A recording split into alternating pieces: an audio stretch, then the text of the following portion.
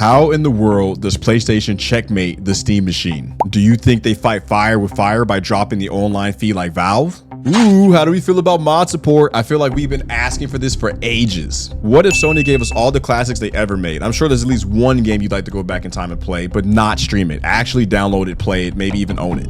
Or PlayStation snatches Game Pass from Xbox, but God, please fix the prices. But they drop bangers on day one, assuming they keep the subscription fee. Real quick, while we're talking about Xbox, I did a video about their perspective on the situation. Go check it out. It's a banger. It's at 40K views. Let me know what you think there. Locking back in on PlayStation. If you don't know who he is, Chess Corden is apparently a guy who's got connections, and he's heard that Sony is thinking about pulling back their exclusives from PC. Now, take that with a grain of salt because he just heard from another guy, and there's really no way to support this until someone from Sony says something. But I think that's the obvious play from Sony, and it's still a good one. To take your games off of PC, you create incentive for people to buy the PlayStation because you can only get it there. And then when you get the PlayStation, now Sony's going to pull you into all their other monetization options, right? Common sense. But unlike the other options I listed earlier, I don't think it's a checkmate move.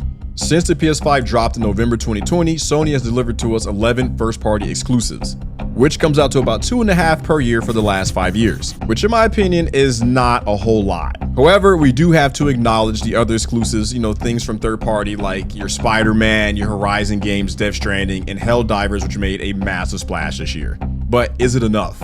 If you've been enjoying the video, please hit that follow button for your boy. It helps me a ton, and I will be doing a lot more content like this.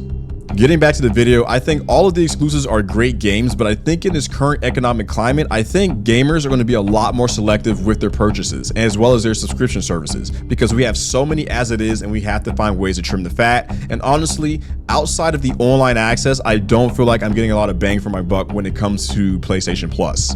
Not to mention that a lot of PlayStation's exclusives tend to be $70. And I want to hear from you. How many of you are buying every exclusive out there? And how many of you have been picking and choosing? So to put a bow on all of this, I think that PlayStation should be doing everything that you listen to comments as well as everything I said in the video. But you know how big companies get when there's really no competition. So again, my question to you is, how does PlayStation checkmate the Steam machine?